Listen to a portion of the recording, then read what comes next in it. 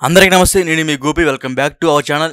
ఈరోజు మనతో వచ్చేసరికి high court advocate and political analyst Prashanth గారు మన ముందున్నారు. సార్ నమస్తే. సార్ నమస్తే. నమస్తే. సార్ మనం చూస్తూనే ఉన్నాం, ఇంకా టీడీపీలో సీట్లు అయితే మారుస్తూ ఉన్నారు. ఇంకా ఒక సెటిల్మెంట్ సీట్ల విషయంలో టీడీపీలో ఇంకా విభేదాల బగ్గుమంటూనే ఉన్నాయి. అదేవిధంగా మడకసిరి ఉండి అదేవిధంగా ఇంకో సీట్ అయితే ఈరోజు మార్చడం అయితే జరిగింది. అభ్యర్థులను కూడా వేరే వాళ్ళని ఖరారు చేయడం అయితే జరిగింది. మడకసిరిలో చంద్రబాబు గారిని చెప్పు తీసుకుని కొట్టారు. చంద్రబాబు గారి ఫ్లెక్సీని చంద్రబాబు గారిని చెప్పు తీసుకుని కొట్టారని మనకి ఈరోజు అయితే వార్తలు అయితే వస్తున్నాయి. దాని మీద మీరేమంటారు సార్? అంటే ఇప్పుడు ఈ ఎన్నికలు దేశవ్యాప్తంగా రసవత్తరంగా జరుగుతున్నాయి. చాలా interesting elections are going on in ఆంధ్రప్రదేశ్కి ఉన్న ప్రత్యేకత తెలంగాణతో పోల్చుకుంటే ఏంటంటే MP and elections are taking place at one time. కాబట్టి చాలా అక్కడ ప్రాముఖ్యత సంతరించుకుంది. ప్రతి నియోజకవర్గం నుండి ఆశావాళ్ళు ఎక్కువయ్యారు. మేము కంటెస్ట్ చేస్తామని చాలామంది మీడియా కూడా అక్కడ ఎక్కువ దృష్టి పెట్టింది.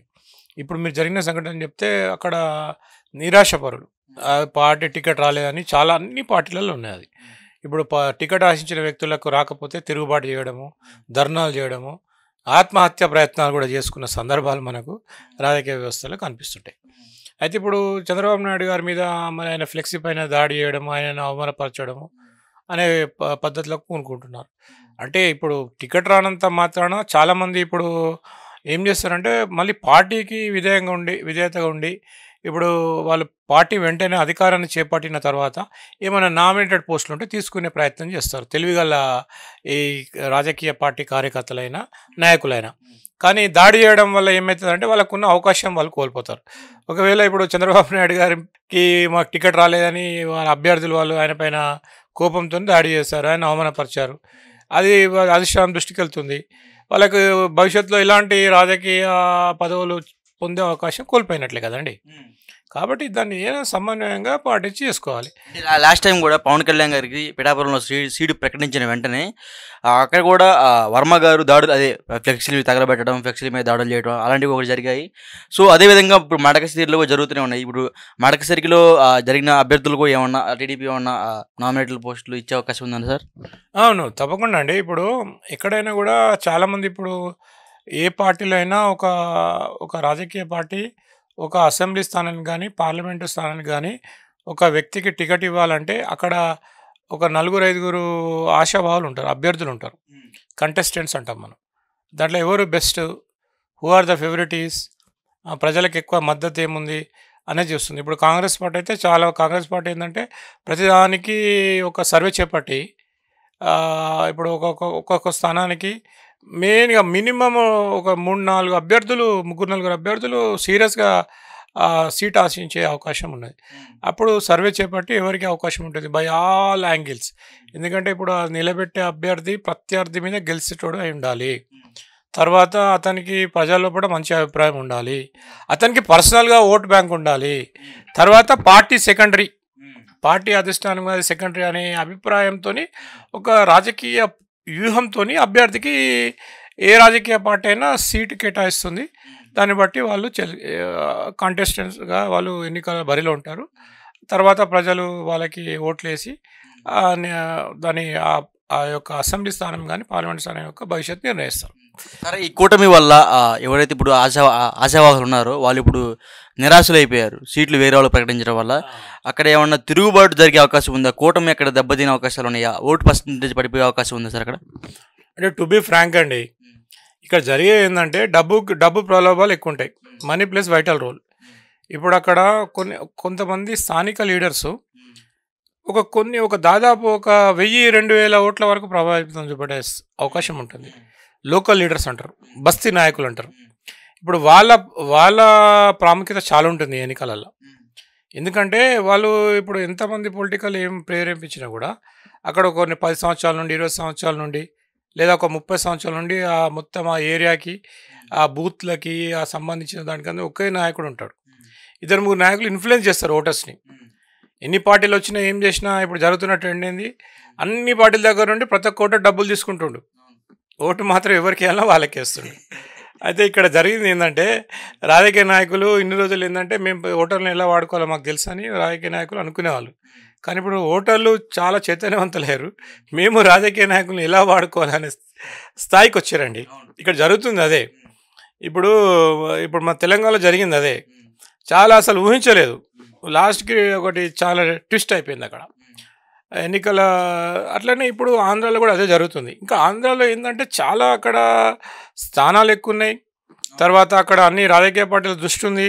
చాలా వెరీ ఇంట్రెస్టింగ్. ఏ ఈక్వేషన్ చూసుకున్నా, ఏ యాంగిల్ చూసుకున్నా, ఇప్పుడు జగన్ గారు వారు అధికార పార్టీలో ఉన్నారు. వారి విషయంలో చూసుకున్నా కూడా వారికి వ్యతిరేకంగా మహాకూటమి ఏర్పడ్డది. ఆల్మోస్ట్ వీళ్ళు నరేంద్ర మోడీ గారు, అతిరథ మహారథి చంద్రబాబు నాయుడు గారు, film glamour star Pavan Kalyan గారు, దాంట్లో కూడా చాలామంది ఉన్నారు ఆయనకు సపోర్ట్గా.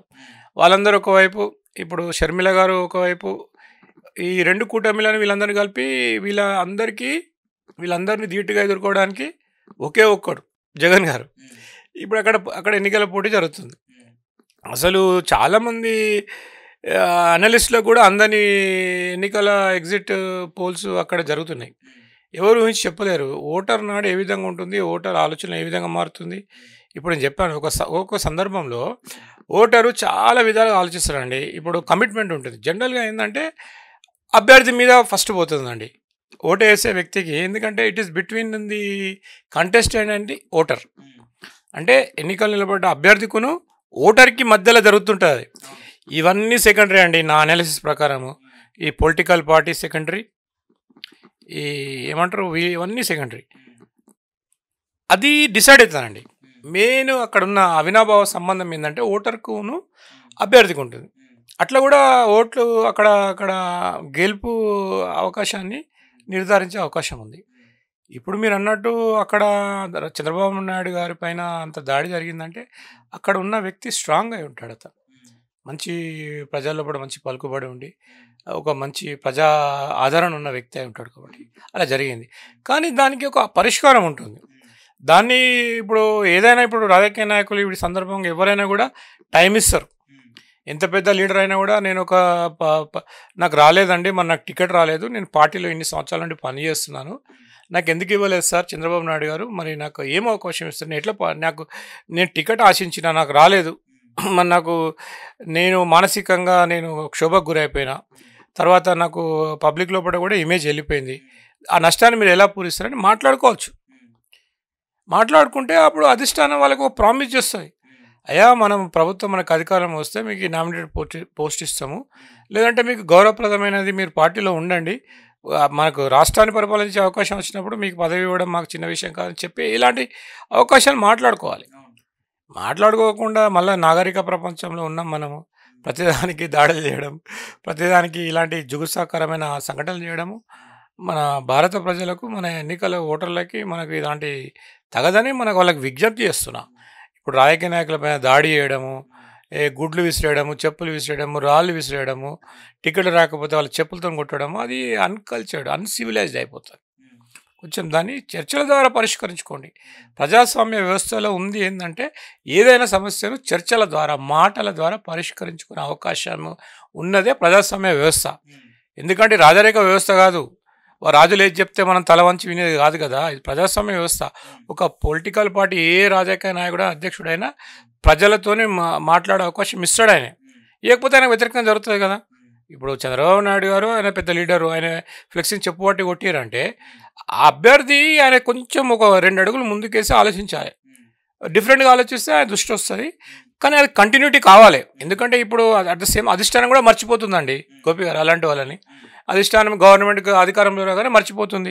మర్చిపోయిన తర్వాత ఎవరికైనా మనస్తాపం జరుగుతుంది కదండి, పార్టీని నమ్ముకొని పనిచేసే వాళ్ళకి అధికారం రాకపోతే. కాబట్టి వీటిని సమన్వయం చేసుకోవాలి. నేను అదే సివిలైజ్ సొసైటీ ఒక సిటిజన్గా నేనేం కోరుకున్నా అంటే ఇలాంటి జుగుత్సాకరమైన చీప్స్ ఇన్సిడెంట్ జరగదు.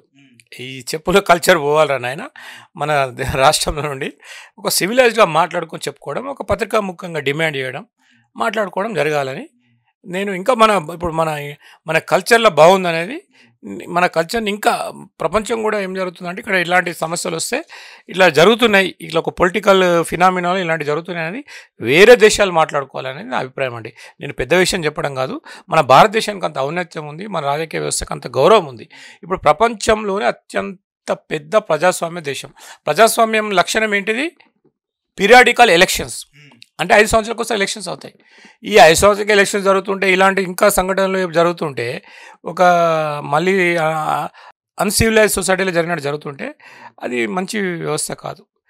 ప్రజాస్వామ్య లక్ష్యం చర్చల ద్వారా పరిపాలన అంటారు. దాన్ని కొనసాగించాలని ప్రజలకు, రాజకీయ నాయకులకి నేను ఒక న్యాయవాదిగా, నేను ఒక పొలిటికల్ సైన్స్ లెక్చరర్గా అందరికీ విజ్ఞప్తి చేస్తున్నానండి. Okay sir, thank you sir.